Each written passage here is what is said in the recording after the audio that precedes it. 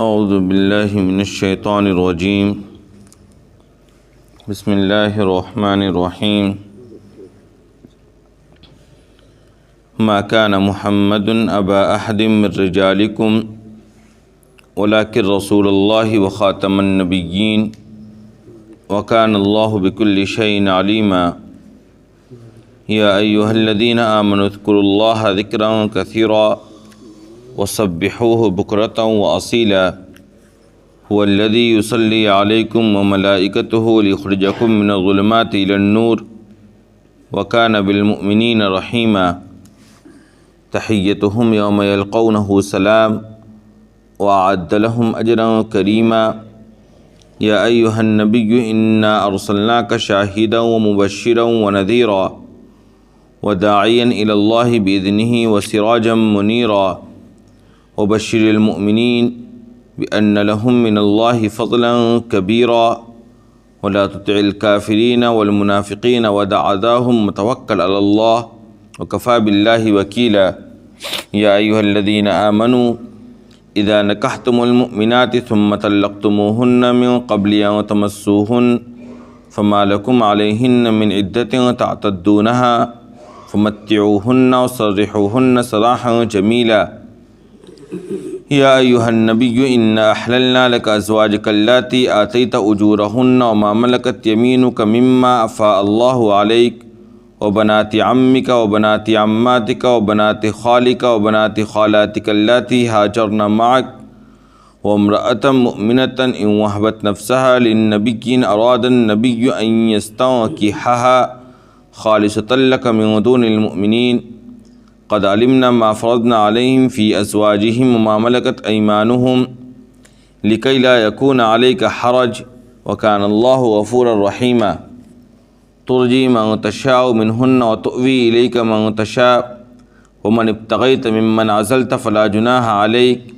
ذلك أدنى أن تقر أعينهن ولا يحزن ويرضين بما آتيتهن كلهن والله يعلم ما في قلوبكم وكان الله عليما حليما لا يحل لك النساء من بعد ولا أن تبدل بهن من أزواج ولو أعجبك حسنهن إلا ما ملكت يمينك وكان الله على كل شيء رقيبا۔ مسلمانوں، محمد صلی اللہ علیہ وسلم تم میں سے کسی مرد کے بھی باپ نہیں ہیں، لیکن وہ اللہ کے رسول ہیں اور سب نبیوں میں سب سے آخری نبی ہیں، اور اللہ ہر چیز کو جاننے والا ہے۔ اے ایمان والو، کثرت سے اللہ کا ذکر کرو اور صبح و شام اس کی تسبیح کرو، وہی ہے جو تم پر رحمت بھیجتا ہے اور اس کے فرشتے بھی، تاکہ وہ تمہیں اندھیروں سے نکال کر روشنی کی طرف لے آئیں، اور اللہ مومنوں پر بڑا مہربان ہے۔ جس دن مومنین اللہ سے ملاقات کریں گے تو اس دن ان کا استقبال سلام سے ہوگا، اور اللہ نے ان کے لیے قابل عزت اجر تیار کر رکھا ہے۔ اے نبی، ہم نے آپ کو ایسا بنا کر بھیجا ہے کہ آپ گواہی دینے والے، خوشخبری دینے والے اور باخبر کرنے والے ہیں، اور اللہ کے حکم سے اللہ کی طرف لوگوں کو بلانے والے ہیں، اور ایک روشن چراغ ہیں۔ لہذا آپ مومنوں کو خوشخبری دے دیجئے کہ ان کے لیے اللہ کے یہاں بڑا فضل ہے، اور آپ کافروں اور منافقوں کی باتوں کو نہ مانیے، اور اس پر ان کی طرف سے جو تکلیف پہنچے اس کی پرواہ نہ کیجیے، اللہ ہی پر بھروسہ رکھیے، اللہ رکھوالا ہونے کے اعتبار سے کافی ہے۔ اے ایمان والو، جب تم مومن عورتوں سے نکاح کرو، پھر رخصتی سے پہلے اگر تم نے ان کو طلاق دے دیا تو تمہارے لیے ان کے ذمے کوئی عدت نہیں ہے جن کو تم شمار کرو، لہٰذا انہیں کچھ تحفہ دو اور خوبصورتی کے ساتھ رخصت کر دو۔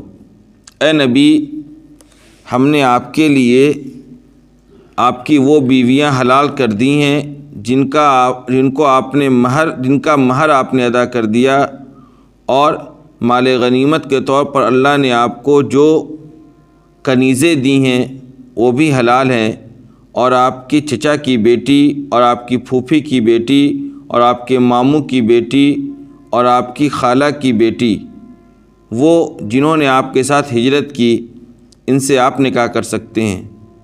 اور وہ مومنہ عورت جو نبی کو بغیر مہر کے نکاح کا پیغام پیش کرے، تو اگر نبی ان سے نکاح کرنا چاہیں تو وہ بھی ان کے لیے حلال ہیں۔ یہ حکم خالص آپ کے لیے ہے، دوسرے مومنین کے لیے نہیں ہے۔ ہمیں معلوم ہے کہ ہم نے مومنین کے لیے ان کی بیویوں کے سلسلے میں اور ان کے باندیوں کے سلسلے میں کیا حکم دے رکھا ہے، تاکہ آپ پر کوئی تنگی نہ ہو، اور اللہ بہت معاف کرنے والا، رحم کرنے والا ہے۔ لہذا آپ جس کو چاہیں اس کی باری کو ملتوی کر دیں ان میں سے، اور جن کو چاہیں ان میں سے اپنے پاس روکے رکھیں، اور جن کو آپ نے الگ کر دیا ہے تو اگر آپ چاہیں تو ان کو دوبارہ اپنے پاس رکھ سکتے ہیں، اس سلسلے میں آپ پر کوئی گناہ نہیں ہے۔ یہ طریقہ اس طریقے میں اس بات کی زیادہ توقع ہے کہ ان کی آنکھیں ٹھنڈ رہے اور انہیں غم نہ ہو، اور جو کچھ آپ ان کو دیں اس پر وہ سب راضی رہیں، اور اللہ تمہارے دلوں کے حال کو جانتا ہے، اور اللہ علیم و حلیم ہے۔ اس کے بعد اب آپ کے لیے کوئی عورت حلال نہیں ہے، اور نہ اس بات کی اجازت ہے کہ آپ ان بیویوں کے بدلے کسی اور کو لے آئیں، اگرچہ آپ کو اس کی خوبی پسند آئے۔ البتہ کنیزیں چل سکتی ہیں، اور اللہ ہر چیز کا نگہبان ہے۔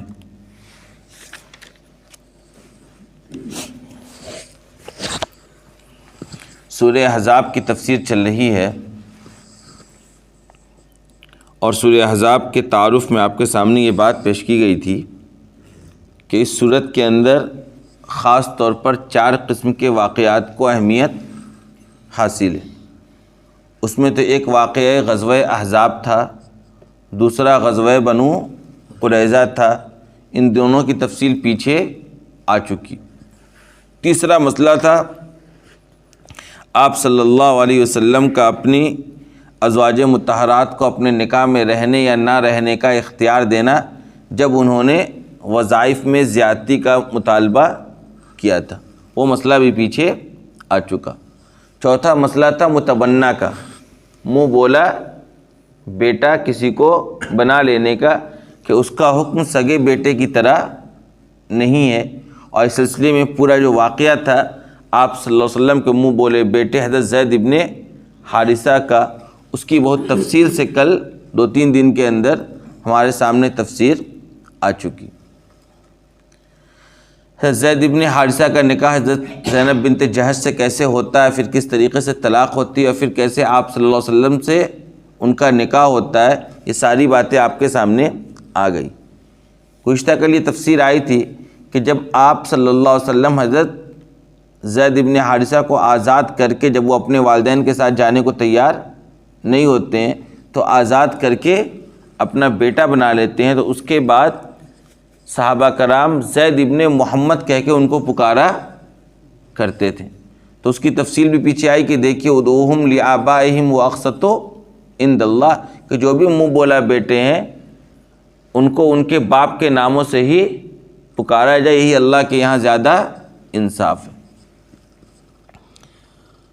چنانچہ جب یہ پورا واقعہ ہو گیا، زید ابن حارثہ کو کیسے پکارنا ہے وہ بیان کر دیا گیا، ان کی بیوی سے آپ صلی اللہ علیہ وسلم کا طلاق کے بعد نکاح کروا دیا گیا، اور زمانہ جاہلیت سے جو رسم چلا آ رہا تھا کہ منہ بولے بیٹے کی بیوی سے بھی لوگ اسی طرح سے نکاح حرام سمجھتے تھے جیسے اپنے سگے بیٹے کی بیوی سے نکاح حرام سمجھتے تھے، اس پوری جاہلانہ رسم کو جب ختم کر دیا گیا تو اس کے بعد ایک آیت یہ نازل کی گئی، جس کے اندر یہ بات واضح طور پر بیان کر دیا گیا کہ دیکھو ما کان محمد ابا احد من رجالکم، کہ محمد صلی اللہ علیہ وسلم تم میں سے کسی مرد کے باپ نہیں۔ کیا مطلب؟ مطلب یہ ہے کہ تم جو زید کو زید ابن محمد کہہ کے پکارتے ہو یہ صحیح نہیں ہے۔ کیوں؟ کیونکہ آپ صلی اللہ علیہ وسلم کی جو نسل باقی رہی، جن سے آپ کا خاندان چلا، وہ صرف کیا تھیں؟ بیٹیاں تھیں۔ کوئی بیٹا آپ کا نہ باقی رہا، نہ اس سے آپ کا کوئی نسل چلا۔ تو آپ صلی اللہ علیہ وسلم تم میں سے کسی مرد کے باپ، حقیقی باپ نہیں ہے۔ ہاں، نبی چونکہ امت کا روحانی باپ ہوتا ہے، وہ ایک الگ مسئلہ ہے، ورنہ حقیقی طور پر کسی مرد کے باپ محمد صلی اللہ علیہ وسلم نہیں ہے۔ لہذا اب تمہیں زید ابن محمد کہہ کے پکارنا نہیں ہے، بلکہ کیا کہہ کے پکارنا ہے؟ ان کے اصل باپ کی طرف منسوب کر کے زید ابن حارثہ تمہیں انہیں کہنا ہے۔ ولیکن رسول اللہ، لیکن اللہ محمد صلی اللہ علیہ وسلم اللہ کے رسول ہیں۔ آپ کی حقیقت کیا ہے؟ کہ آپ رسول ہیں، اور رسول اپنی امت کا روحانی باپ ہوتا ہے۔ اس معنی کرتے محمد صلی اللہ علیہ وسلم تم سب کے کیا ہیں؟ باپ ہیں، لیکن حقیقی طور پر کسی مرد کے آپ باپ نہیں ہیں۔ وہ خاتم النبیین، اور تمام نبیوں میں سب سے آخری نبی بن کر آنے والے۔ یہ آپ صلی اللہ علیہ وسلم کی کیا حقیقت ہے اور کیا آپ کا درجہ اور مرتبہ ہے، اس کو اس آیت کے اندر پیش کر دیا گیا۔ اس میں ایک جو ٹکڑا آیا ابھی، وہ خاتم النبیین، آپ تمام نبیوں میں سب سے آخری نبی ہیں۔ گزشتہ کل میں نے آپ کو اشارہ دیا تھا کہ یہ آیت ختم نبوت ہے، یعنی یہ آیت سب سے بڑی دلیل ہے اس بات کی کہ اب آپ صلی اللہ علیہ وسلم کے بعد کوئی نبی آنے والا نہیں ہے، آپ آخری نبی تھے۔ آپ کے اس دور میں آخر میں چل کر جو حضرت عیسیٰ علیہ السلام دوبارہ اس دنیا کے اندر آئیں گے تو وہ بھی نبی بنا کر نہیں بھیجے جائیں گے، نہ ان کو کوئی نئی شریعت اور نیا قانون دیا جائے گا۔ آپ صلی اللہ علیہ وسلم کے زمانے میں ہی اور پھر آپ کے انتقال کے فوراً بعد حضرت صدیق اکبر رضی اللہ تعالیٰ عنہ کے زمانے میں اور اس وقت سے لے کے اب تک بہت سے جھوٹے نبوت کے دعوے دار دنیا کے اندر پیدا ہوئے، اور انہوں نے یہ دعویٰ کرنے کی کوشش کی کہ میں اللہ کا بھیجا ہوا کیا ہوں؟ نعوذ باللہ، نبی ہوں۔ اور امت نے ان کو جھٹلایا، لیکن بہت سے لوگ ان کے فتنے میں مبتلا ہو کر اپنے ایمان سے ہاتھ دھوئیں۔ اور خاص طور پر قادیانیوں کا بہت بڑا مسئلہ ہے یہ۔ قادیانی آپ صلی اللہ علیہ وسلم کو نعوذ باللہ آخری نبی نہیں مانتے ہیں، اور قادیان پورا ایک علاقہ ہے پنجاب کا جو اب پاکستان کے حصے میں چلا گیا، اور ایک زمانے تک اس ملک کے اندر سرکاری طور پر باضابطہ کورٹ میں یہ لڑائی لڑی گئی، اور پاکستان کے جب یہ ملک آزاد ہونے کے بعد یہ سارا مسئلہ زیادہ تر پاکستان کا ہو کر رہ گیا، چونکہ وہ پورا علاقہ پاکستان میں چلا گیا۔ تو باضابطہ کورٹ کے اندر پاکستان میں مسلمانوں نے مقدمات لڑے، اور اس کے بعد یہ قانون پاس کرایا گیا کہ ایسا کوئی بھی شخص جو اس بات کا دعوے دار ہے یا ایسے دعوے کرنے والے کو ماننے والا ہے کہ اللہ کے آخری نبی کوئی اور ہو سکتے ہیں، تو وہ کیا ہے؟ کافر ہے، جھوٹا ہے، ملعون ہے۔ اور باضابطہ مسلمانوں نے قانونی طور پر بھی یہ لڑائی لڑی اور ایک قانون بنایا کہ آپ صلی اللہ علیہ وسلم کو آخری نبی ماننا ہی ہوگا۔ اور آپ کو اندازہ ہوگا آج انتہائی کم پرسنٹ میں یہ لوگ ہیں، قادیانیوں کی تعداد انتہائی کم ہے، لیکن سب سے زیادہ پاورفل ہیں دنیا کے اندر۔ ان کے اوپر پشت پناہی دنیا کے جو سپر پاور ملک ہیں ان لوگوں کا کیا ہے ان کے اوپر ہاتھ ہے، اور یہ بہت بڑا فتنہ ہے مسلمانوں کو کہ ایمان کو تزلزل میں لانے کے لیے اس دنیا کے اندر۔ بہرحال ایک مومن کا عقیدہ کیا ہے کہ آپ صلی اللہ علیہ وسلم آخری نبی ہیں، کوئی بھی نبوت کا دعویٰ کرے آپ کے بعد تو وہ کیا ہے؟ جھوٹا ہے، جھوٹا ہے، جھوٹا ہے۔ بلکہ ابھی اس ملک کے اندر ایک فتنہ چل رہا ہے، تھوڑا تھوڑا آپ لوگوں نے نام سنا ہوگا، شکیل بن حنیف کا۔ شکیل بن حنیف ایک شخص ہوا دربھنگے کا، بہار کا۔ اس نے یہ دعویٰ کیا، پہلے تو اس نے دعویٰ کیا کہ میں نبی ہوں نعوذ باللہ، پھر اس نے دعویٰ کیا کہ میں کیا ہوں؟ مہدی ہوں، پھر اس نے دعویٰ کیا کہ میں کیا ہوں؟ عیسیٰ ہوں۔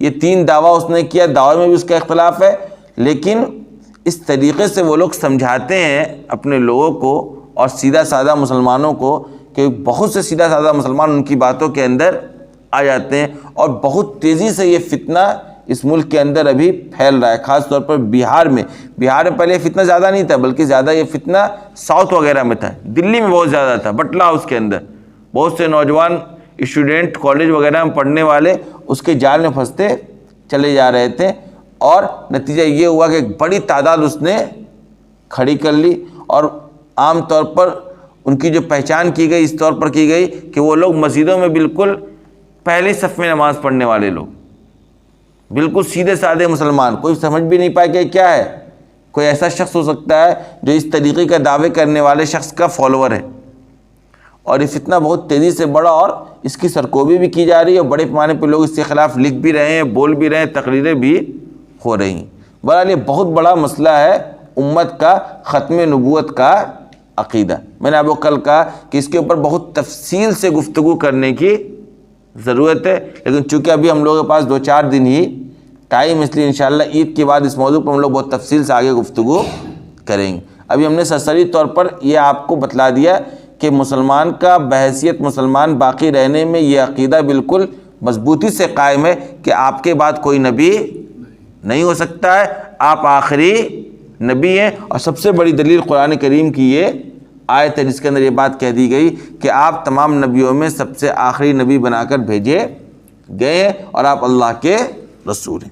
وَكَانَ اللَّهُ بِكُلِّ شَيْءٍ عَلِيمًا، اور اللہ ہر چیز کو اچھی طرح جاننے والا ہے۔ اس کے بعد اب 3-4-6 آیتیں وہ ہیں جس کے اندر بنیادی طور پر آپ صلی اللہ علیہ وسلم اور اللہ کا تعارف کیا گیا، اور مسلمانوں کو کیا کرنا ہے، کچھ نیک اعمال کی ترغیب دی گئی ہے۔ اس طرح کی آیات پہلے بھی بہت سی مرتبہ گزر چکی ہیں، تو ان کا تو ہم لوگ سرسری طور پر ترجمہ کر کے آگے نکل جائیں گے۔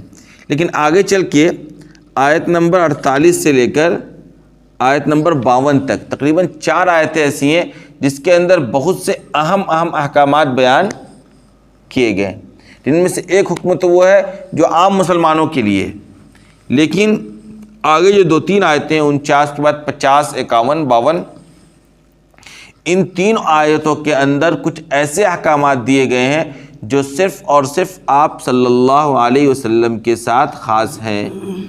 عام مومنین کو ان چیزوں کی اجازت حاصل نہیں ہے۔ انہی آیات کی روشنی میں ان 3 آیتوں کے اندر کچھ خاص حکم، کچھ خاص رعایت بیان کیا گیا ہے جو صرف اور صرف کس کے ساتھ خاص ہے، آپ صلی اللہ علیہ وسلم کے ساتھ خاص ہے، اور دوسرے مومنین کو اس کی اجازت نہیں ہے۔ وہ ابھی تھوڑی تفصیل سے آپ کے سامنے آئے گی۔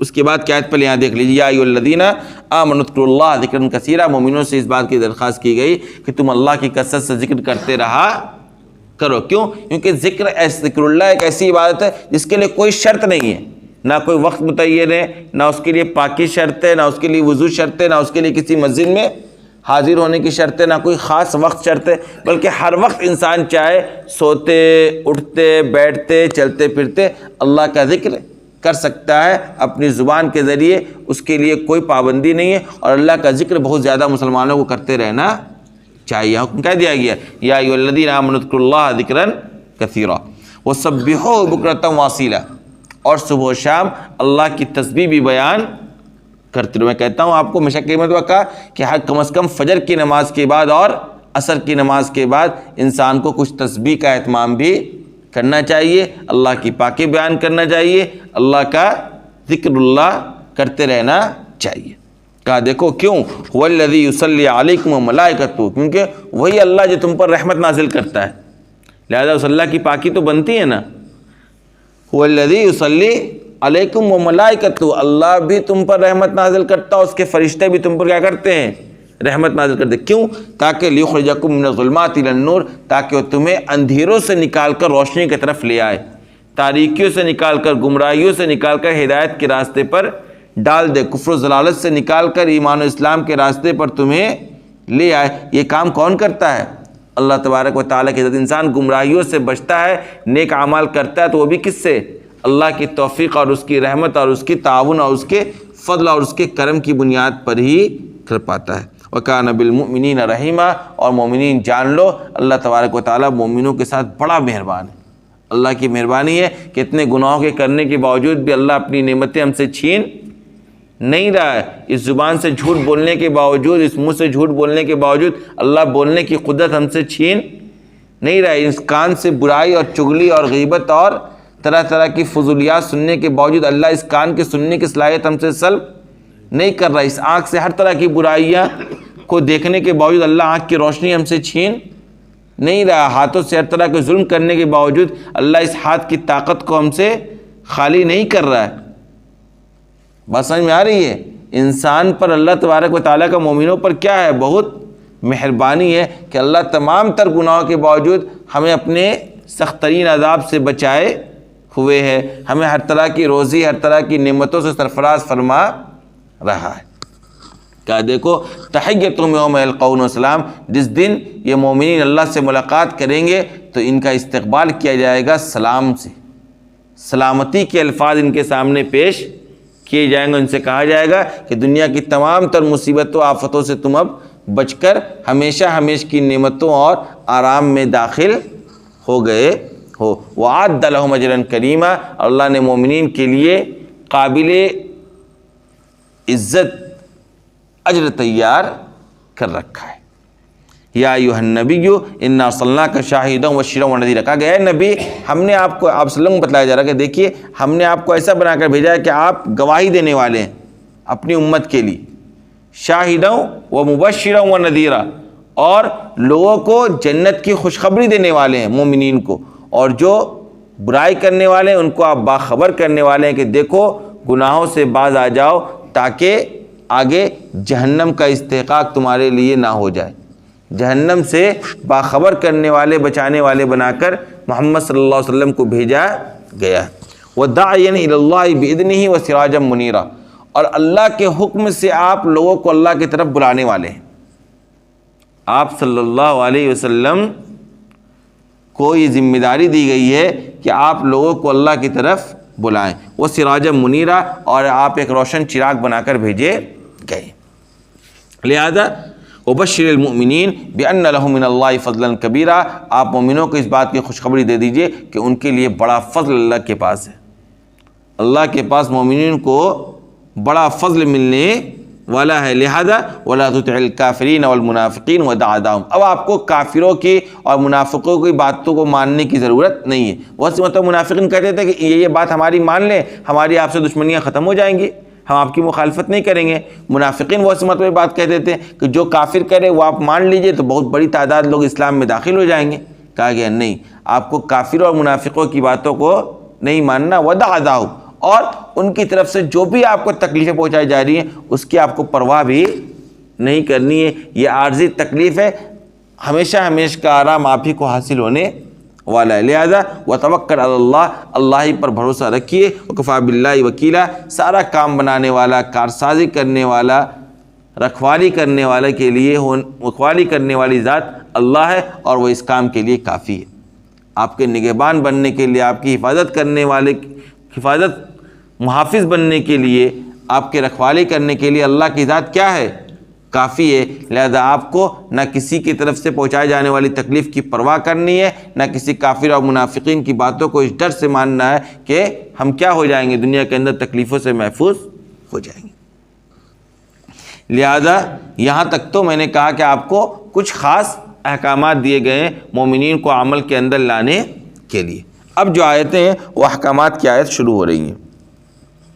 ان میں سب سے پہلی آیت ہے یا ایھا الذین آمنوا اذا نکحتم المؤمنات ثم طلقتموهن من قبل ان تمسوهن فما لكم عليهن من عدة تعتدونها فمتعوهن وسرحوهن سراحا جمیلا۔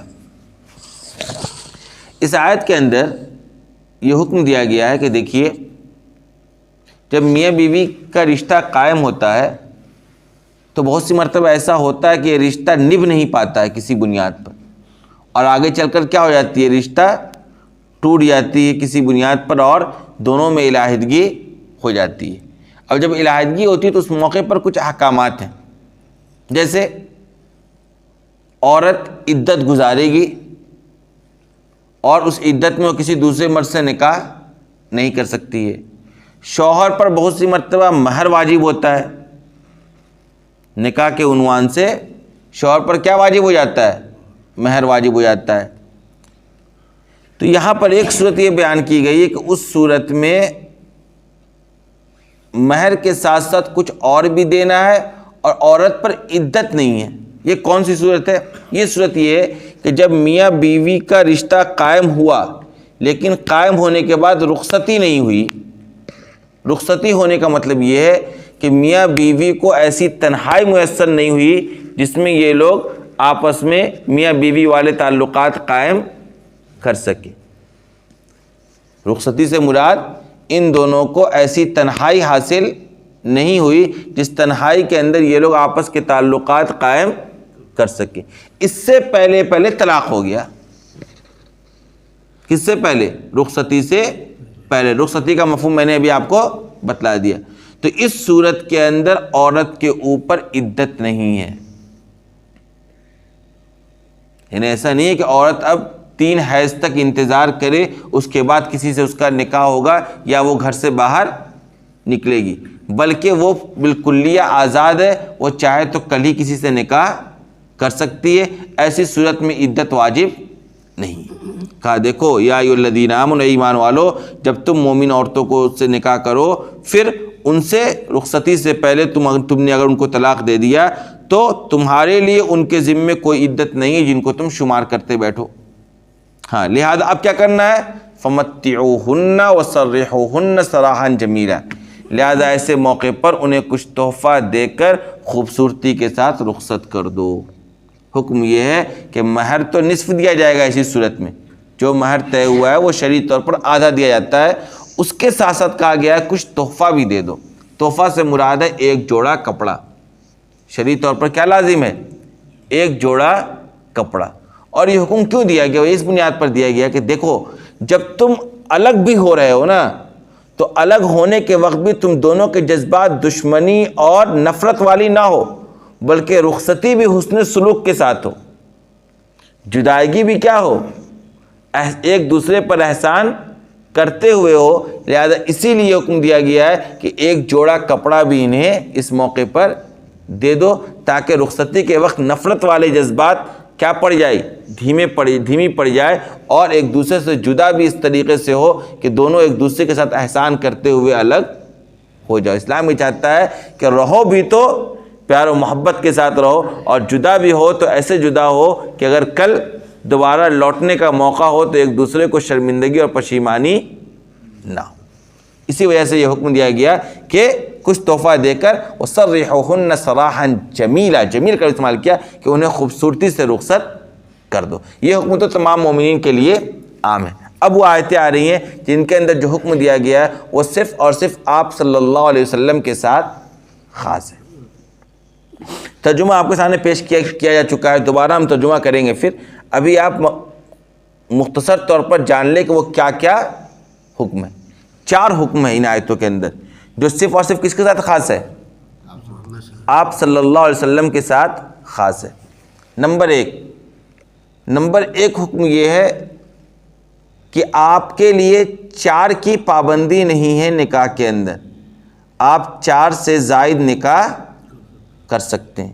یعنی ان آیت کے اندر تعدد ازدواج کا مسئلہ ہے، یہ بھی بہت اہم مسئلہ ہے، اس پر بھی انشاءاللہ ہم لوگ تفصیل سے عید کے بعد زندگی رہی تو بات کریں گے۔ کیا مسئلہ ہے؟ ایک تو یہ مسئلہ ان آیت کے اندر کہ آپ کے لیے 4 کی پابندی نہیں ہے، آپ 4 سے زیادہ بھی نکاح جتنا چاہیں کر سکتے ہیں، اور اس کے پیچھے بھی، اس اجازت کے پیچھے بھی بہت سی حکمتیں اور مصلحتیں ہیں جس کی بنیاد پر آپ صلی اللہ علیہ وسلم کو 4 سے زیادہ نکاح کرنے کی اجازت دی گئی۔ دوسرے مومنین کے لیے 4 سے زیادہ نکاح کرنے کی اجازت نہیں۔ ایک تو یہ حکم ہے۔ دوسرا حکم جو آپ صلی اللہ علیہ وسلم کے ساتھ خاص ہے وہ یہ ہے کہ دیکھیے ایک مومن ایک مومنہ عورت سے بھی نکاح کر سکتا ہے اور ایک کتابیہ عورت سے بھی نکاح کر سکتا ہے، یعنی عیسائی یا یہودی عورت سے بھی ایک مومن نکاح کر سکتا ہے۔ لیکن آپ صلی اللہ علیہ وسلم کا نکاح کسی یہودی اور عیسائی سے نہیں ہو سکتا ہے۔ آپ کا نکاح مومن عورتوں سے ہوگا، اور وہ بھی ان مومن عورتوں سے ہوگا جنہوں نے آپ کے ساتھ ہجرت کی ہے۔ کیا مطلب؟ یعنی ہجرت کے عمل کو جن جن مومنین نے جن جن مومنہ عورتوں نے ادا کیا انہی سے آپ کا نکاح ہوگا۔ ایسا نہیں ہوگا کہ ایک مومنہ عورت ہے مکہ مکرمہ میں اور اس نے ہجرت نہیں کی آپ کی زندگی میں تو آپ کا اس سے نکاح ہو جائے، اس کی آپ کو اجازت نہیں تھی۔ یعنی آپ کا نکاح صرف مومنہ عورتوں سے ہوگا، کسی کتابیہ سے آپ کا نکاح یعنی کسی یہودی یا عیسائی عورت سے آپ کا نکاح نہیں ہو سکتا ہے نمبر، اور اسی کے ساتھ مومنہ بھی ان عورتوں سے نکاح ہوگا جو مومن عورتیں ہجرت آپ کے ساتھ کیوں، آپ کے ساتھ کرنے کا مطلب ہے کہ آپ کے ساتھ کیوں، یا آپ سے پہلے یا آپ کے بعد میں، لیکن ہجرت کا عمل ان لوگوں نے ضرور انجام دیا تو۔ تیسرا حکم اس آیت کے اندر، تیسرا حکم یہ ہے کہ عام مومنین کا قاعدہ یہ ہے کہ اگر ان کا نکاح کسی عورت سے ہو تو مہر واجب ہو جاتا ہے، خواہ عورت بغیر مہر کے اپنے آپ کو نکاح میں پیش کی ہو، یعنی باضابطہ نکاح میں طے ہو گیا ہو کہ کوئی مہر نہیں ہے، اس کے بعد بھی مہر واجب ہو جاتا ہے، لیکن آپ صلی اللہ علیہ وسلم کو حکم دیا گیا کہ اگر کوئی عورت اپنی خواہش سے، اپنی خوشی سے آپ کو نکاح کا پیغام بھیجے اور بغیر مہر کے بھیجے، اور آپ اگر اس سے نکاح کرنا چاہیں تو آپ کے لیے جائز ہوگا، یعنی مہر کی پابندی بھی آپ کے اوپر نہیں ہوگی جب کوئی عورت خود اس طرح کی پیشکش آپ سے کرے۔ تین، چوتھا حکم جو مخصوص ہے کس کے ساتھ؟ آپ صلی اللہ علیہ وسلم کے ساتھ، وہ یہ ہے کہ عام مومن جب کسی عورت سے نکاح کرتا ہے اور اس کی بیویاں ایک سے زائد ہوتی ہیں تو اس مرد کے اوپر یہ لازم اور ضروری ہوتا ہے کہ وہ تمام بیویوں کے درمیان انصاف کرے، یعنی اگر ہفتے میں 2 دن اس کے یہاں رہے تو 2 دن اس کے یہاں رہے، یعنی انصاف کرنا لازم اور ضروری ہوتا ہے۔ آپ صلی اللہ علیہ وسلم کے اوپر سے یہ لزومیت کو ہٹا دیا گیا، آپ کے اوپر کسی کی باری لازم نہیں تھی، یعنی آپ کے پاس جو چند بیویاں ہیں تو آپ جس کے ساتھ چاہیں رہیں، جس کو چاہیں جتنا ٹائم دے، آپ کے اوپر کوئی پابندی نہیں۔ یہ 4 طرح کا حکم ہے جو کس کے ساتھ خاص ہے؟ آپ صلی اللہ علیہ وسلم کے ساتھ خاص ہے۔ اس میں جو 2 آخری رعایت آپ کو دی گئی، نمبر 1 بغیر نکاح، بغیر مہر کے نکاح، اس پر بھی یہ اختیار ہونے کے باوجود آپ نے زندگی میں اس پر بھی عمل نہیں کیا، بلکہ آپ نے جس سے بھی نکاح کیا اس کو اپنے مہر ضرور دیا۔ اور جو چوتھی رعایت آپ کو دی گئی کیا، کہ آپ کے اوپر کسی کی باری لازم نہیں ہے، انصاف کرنا آپ کے لیے لازم نہیں ہے کہ آپ سب کے ساتھ برابری کریں، برابری کا حکم آپ کے لیے نہیں ہے، اس اجازت پر بھی آپ نے عمل نہیں کیا، بلکہ آپ نے پوری زندگی ازواج مطہرات کے درمیان انصاف اور برابری سے پیش آپ آئے۔ یہ تو 4 حکم ہے جو کس کے ساتھ خاص ہے؟ آپ صلی اللہ علیہ وسلم کے ساتھ خاص ہے، دوسرے مومنین کے لیے یہ خصوصی رعایت حاصل نہیں ہے۔ اس کے بعد ایک آیت اور آ رہی ہے، وہ آیت کچھ دنوں کے بعد نازل ہوئی تھی، سورہ احزاب کی آیت ہے، لیکن ان رعایات کے کچھ دنوں کے بعد وہ آیت نازل ہوئی تھی۔ اس آیت کے اندر آپ کے اوپر ایک پابندی لگا دی گئی، کہہ دیا گیا کہ دیکھیے جتنا نکاح ہونا تھا ہو گیا، جتنی بیویاں آپ کے پاس موجود ہیں، اب آپ کے لیے کسی عورت سے نکاح کرنا حلال نہیں ہے۔ اب آگے، یعنی آپ کی 9 بیویاں تھیں اس موقع پر، تو آپ کو حکم دے دیا گیا کہ اب آگے آپ کسی اور عورت سے نکاح نہیں کر سکتے ہیں، اور نہ ہی یہ کر سکتے ہیں کہ ان میں سے کسی عورت کو طلاق دے کر الگ کر دیں اور اس کے بدلے میں دوسرا نکاح کر لیں۔ جیسے آپ کے پاس 4 بیویوں کی اجازت ہے ایک مومن کو، تو اس کا اختیار ہے کہ 4 میں سے ایک کو آپ طلاق دے دیں، یا ایک کا انتقال ہو گیا تو آپ کسی اور 5ویں سے نکاح کر لیں، یعنی بیک وقت آپ کے نکاح میں 4 عورتیں رہیں گی۔ آپ 40 نکاح بھی کر سکتے ہیں، لیکن بیک وقت کتنی عورتیں رہیں گی؟ 4 ہی رہیں گی۔ تو آپ کو یہ بھی پابندی لگا دی گئی کہ اب آپ کو یہ بھی اختیار نہیں ہے کہ ابھی آپ کے پاس 9 بیوی ہیں تو ہم نے یہ پابندی لگا دی کہ اب آپ کسی سے نکاح نہیں کریں گے۔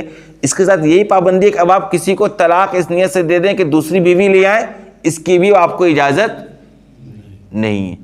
یہ آیت چند دنوں کے بعد نازل ہوئی۔ یہ پابندی کیوں لگائی گئی؟ یہ بھی خاص بات ہے۔ دیکھیے پیچھے ایک مسئلہ آیا تھا، ابھی کیا آیا تھا کہ ایک جو پورا ایک بنیادی مسئلہ تھا، ایک واقعہ تھا اس صورت کا کہ ازواج مطہرات نے آپ سے مطالبہ کیا تھا کس چیز کا، کہ ہمارے وظائف بڑھا دیے جائیں۔ جب مال غنیمت کی فراوانی ہوئی، مسلمانوں کے حالات اچھے ہوئے، تو کہا گیا کہ بھائی قیصر و کسریٰ کے بیگمات کتنے عیش و عشائش کے ساتھ زندگی گزارتی ہیں، ہمیں بھی کچھ دیجئے بڑھا کر۔ تو اس موقع پر قرآن نے یہ آیت نازل کر دی کہ ان کو کہہ دو اگر دنیا کی زیب و زینت چاہیے تو لے لے اور آپ وسلم سے رخصت ہو جائے، طلاق ہو جائے گا، علیحدگی اختیار کر لے، یا کہ اگر آپ وسلم کے مشن کے ساتھی ہیں تو پھر اللہ اس کے رسول کے ساتھ رہو، اور اس طرح کے مطالبات انہیں زیب نہیں دیتے ہیں۔ تو اس موقع پر ازواج مطہرات کا کیا عمل تھا؟ تمام ازواج مطہرات نے اس اختیار میں کیا اختیار کیا تھا؟ آپ صلی اللہ علیہ وسلم کو اختیار کیا تھا. کہا نہیں، دنیا کی زیب و زینت ہم کو نہیں چاہیے، ہم آپ کے نکاح میں باقی رہنا چاہتے ہیں. اسی کا انعام اللہ نے دیا. ازواج مطہرات نے جو یہ اختیار کیا تھا کہ اب ہم آپ کے ہی نکاح میں رہیں گے، دنیا ہمیں نہیں چاہیے، ہم آزاد، اختیار تھا نا بھائی کہ طلاق لے کر الگ ہو جائیں. اس کا انعام اللہ نے یہ دیا کہ اب آپ پر پابندی کر دی کہ اب یہی بیویاں آپ کی بیویاں رہیں گی آپ کی موت تک، اب کسی اور کو بیوی بنانے کی اجازت آپ کو نہیں. ان کے انعام کے طور پر یہ پابندی آپ صلی اللہ علیہ وسلم کے اوپر عائد کر دی گئی. آ گیا سمجھ میں مسئلہ؟ اب چلیے دوبارہ ترجمہ سمجھ میں آ جائے گا. اے نبی، ہم نے آپ کے لیے آپ کی وہ بیویاں حلال کر دی ہیں جن کا آپ مہر ادا کر دیں، اور اللہ نے آپ کو جو مال غنیمت کے طور پر باندیاں اور کنیزیں دی ہیں وہ بھی آپ کے لیے کیا ہیں؟ حلال ہیں. یعنی ان سب سے آپ نکاح کر سکتے ہیں 4 سے زائد. وہ بنات عمک و بنات عماتک، اور اپنے چچے اور اپنی پھوپھی کی بیٹیوں سے بھی آپ نکاح کر سکتے ہیں. مطلب جو ددیحالی خاندان میں جو لڑکیاں ہیں ان سے آپ کا نکاح ہو سکتا ہے. وہ بنات خالک و بنات خالاتک اللاتی حاجرن معک، اور ماموں اور خالہ کی بیٹیوں سے بھی آپ نکاح کر سکتے ہیں. مطلب یہ کہ جو ننیحالی خاندان میں لڑکیاں ہیں ان سے بھی آپ کا نکاح ہو سکتا ہے، لیکن شرط کیا ہے؟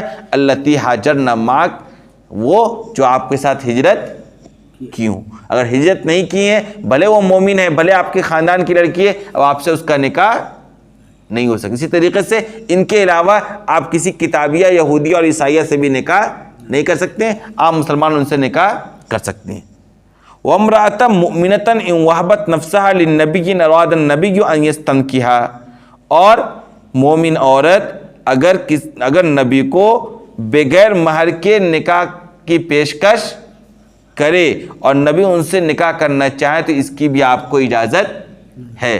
دوسرے کو اس کی اجازت نہیں ہے. دوسرے کو جب بھی نکاح کرنا ہوگا مہر ادا کرنا ہوگا. دیکھو خالصۃ لک من دون المؤمنین، اے پیغمبر یہ حکم آپ کے لیے خاص ہے، آپ کے علاوہ دوسرے مومنین کے لیے یہ حکم نہیں ہے. قد علمنا ما فرضنا علیہم فی ازواجہم وما ملکت ایمانہم لکی لا یکون علیک حرج. کیوں؟ کیونکہ دوسرے مومنین کو ان کی بیویوں کے سلسلے میں، ان کی باندیوں کے سلسلے میں جو حکم ہم نے دیا ہے وہ ہمیں معلوم ہے، ان کے لیے الگ حکم ہے. اور یہ آپ کو کیوں حکم دیا گیا؟ لکی لا یکون علیک حرج، تاکہ آپ کے اوپر کوئی تنگی نہ ہو. بھائی مہر ادا کرنا ہی ہوگا، اس پر تنگی ہے نا بھائی، مال ہے کہ نہیں ہے، اور آپ کو نکاح بھی زیادہ کرنے کی اجازت دی گئی ہے. اب جتنا نکاح کرے اتنا کیا کرنا ہوگا؟ مہر دینا ہوگا. انسان کی مالی حالت ہر طرح ایک طرح تو نہیں ہوا کرتی ہے، تو پریشانی ہوگا. اور آپ سے زیادہ نکاح کروایا گیا، اس کے پیچھے بڑی مصلحت اور حکمت تھی. بہت سے مسائل تعدد ازدواج سے ہی کھلے، یعنی امت تک بہت سے مسائل ازواج مطہرات کے ذریعے آئیں. آپ کو عورتوں کے حالات کے متعلق بھی مسائل بتانا تھا. یہ آپ تبھی بتا سکتے تھے جب مختلف قسم کی عورتوں سے آپ مل سکیں. دیکھیے عورتیں مختلف ہیں، جیسے حیض کا مسئلہ ہے، ماہواری کا مسئلہ ہے، ہر عورت کا الگ الگ ہوتا ہے. اب کون عورت کس وقت پاک ہوگی، کس وقت ناپاک ہوگی، عادت کے اعتبار سے کون کس کے اوپر نماز فرض ہوگی، کس کے اوپر نہیں ہوگی، اس کا علم کب ہوگا؟ جب بہت سی عورتوں سے ملاقات اور تعلقات ہوں گے تب تو ہوگا. یہ ایسے مسائل تو نہیں کہ کسی سے بھی یوں ہی شیئر کر دے. میاں بیوی کے درمیان ہی اللہ نے ایسا رشتہ رکھا ہے کہ ایک دوسرے سے یہ ہر بات شیئر کر دیتے ہیں، باقی ہر جگہ حیا ہوتی ہے. تو بہت سی حکمتوں کے پیش نظر آپ کو یہ ساری اجازت دی گئی تھی، لہذا آپ پر کوئی تنگی نہ ہو اس لیے آپ کو یہ خصوصی رعایت دی گئی ہے. وَكَانَ اللَّهُ غَفُورًا رَحِيمًا، اللہ معاف کرنے والا اور رحم کرنے والا. لہذا ترجی من تشاء منہن وتؤوی الیک من تشاء، اب ان میں سے جن کو آپ چاہیں ان کی باری ملتوی کر دیں اور جن کو چاہیں ان کو اپنے پاس روک کے رکھیں. کیا مطلب آپ کے اوپر برابری کرنا لازم نہیں ہے. دوسرے مردوں کے لیے برابری کرنا کیا ہے؟ لازم ہے. وَمَنِ ابْتَغَيْتَ مِمَّنْ عَزَلْتَ فَلَا جُنَاحَ عَلَيْكَ، اور جن کو آپ جدا کر دیں ان کو دوبارہ لا بھی سکتے ہیں. یعنی ایک عورت ہے، ایک بیوی جس کو آپ 1 مہینہ تک آپ نے ان کو اپنے پاس نہیں رکھا، اب اگر آپ چاہیں تو ان کو اپنے پاس رکھ بھی سکتے ہیں. فَلَا جُنَاحَ عَلَيْكَ، آپ پر کوئی گناہ نہیں ہے. کہا دیکھو یہ حکم بھی کیوں دیا گیا، اس میں بھی ازواج مطہرات کے ساتھ ہی خیر ہے اور رحمت کا معاملہ. کیسے؟ ذَلِكَ أَدْنَىٰ أَن تَقَرَّ أَعْيُنُهُنَّ وَلَا يَحْزَنَّ وَيَرْضَيْنَ بِمَا آتَيْتَهُنَّ كُلُّهُنَّ. یہ طریقہ اس بات کہ اس میں زیادہ توقع ہے کہ اس سے ازواج مطہرات کی آنکھیں ٹھنڈ رہیں، ان کو غم نہ ہو، اور جو کچھ آپ ان کو دے اس پہ وہ راضی رہیں. کیا مطلب؟ دیکھیے شکایت کب ہوتی ہے؟ شکایت تب ہوتی ہے جب انسان کا استحقاق ہو، یعنی میرا یہ حق ہے کہ مجھے آپ 1 گھنٹہ ٹائم دیں اور آپ مجھے 1 گھنٹہ ٹائم نہیں دیں گے تو مجھے شکایت کا حاصل ہوگا. لیکن جب مجھے معلوم ہوا کہ میرے لیے میرا یہ حق ہی نہیں، 1 منٹ کا بھی حق نہیں ہے، تو آپ جتنا بھی مجھے ٹائم دے دیں گے میرے ساتھ حسن سلوکی ہوگا. تو اب ازواج مطہرات کو سمجھ میں آ گیا کہ دیکھو آپ صلی اللہ علیہ وسلم کے اوپر تو کوئی پابندی ہے نہیں کہ ہر بیوی کے پاس اتنا وقت دیجیے، اس کے باوجود آپ اگر ہمارے ساتھ وقت دے رہے ہیں، ہمارے ساتھ وقت گزار رہے ہیں، تو یہ ہمارے اوپر کیا ہے؟ احسانی ہے. اور جتنا بھی کریں گے آپ اس میں وہ خوش رہیں گی. کیوں؟ کیونکہ کوئی چیز تو لازم اور واجب آپ صلی اللہ علیہ وسلم کی ذات کے اوپر ہے نہیں. لہذا واللہ یعلم ما فی قلوبکم، تمہارے دل میں کیا اللہ اس کو اچھی طریقے سے جانتا ہے. وکان اللہ علیما حلیما، اللہ علیم بھی ہے اور حلیم بھی ہے، بردبار بھی ہے. اب دیکھیے وہ آخری آیت جو میں نے آپ کو بتلایا کہ ازواج مطہرات کا اس موقع پر آپ صلی اللہ علیہ وسلم کو اختیار کرنے کے انعام کے طور پر اب آئندہ کوئی اور بیوی نہیں بن سکتی، تم ہی لوگ بیوی رہو گی اور تمہارے ہی ساتھ سارا معاملہ چلے گا. اس کو لے کر جو پابندی عائد کی گئی وہ آیت آ گئی لا یحل لک النساء من بعد، اے پیغمبر اب آپ کے لیے کسی عورت سے نکاح کرنا حلال نہیں ہے. ولا ان تبدل بهن من ازواج ولو اعجبک حسنهن، اور نہ اس بات کی اجازت ہے کہ آپ ان بیویوں کے بدلے میں کسی اور عورت کو بدل کر لے آئیں، کسی اور کو اپنی بیوی بنا لیں اگرچہ آپ کو اس کی خوبی اچھی لگے. یعنی اگرچہ عورت آپ کو پسند آئے، اگرچہ کوئی عورت آپ کو پسند آئے، بہتر لگے، اس کے باوجود اب آپ کو کسی اور عورت سے نکاح کرنے کی اجازت نہیں ہے. الا ما ملکت یمینک، ہاں اگر کوئی کنیزیں اور باندیاں آتی ہیں جنگوں میں تو وہ آپ کے لیے حلال ہے، ان کے ساتھ آپ تعلقات قائم کر سکتے ہیں. وکان اللہ علی کل شیء رقیبا، اور اللہ ہر چیز کا نگہبان ہے. جو بھی اللہ نے آپ کو حکم دیا ہے ان سب کی نگہبانی اور نگرانی ہو رہی ہے، اسی کے مطابق زندگی گزاریے گا تو کامیابی ہے. اللہ نے جو حکم دیا ہے، حکم دے کر یوں ہی چھوڑ نہیں دیا بندوں کو، بلکہ اس کے اوپر اللہ نگراں بن کر بیٹھا ہوا ہے کہ آیا یہ میری باتوں کو مان رہا ہے یا نہیں مان رہا ہے، میرے حکم کے مطابق زندگی گزار رہا ہے یا میری نافرمانی کر رہا ہے. سمجھ میں آ گئی بات؟ آخر دعوانا الحمدللہ.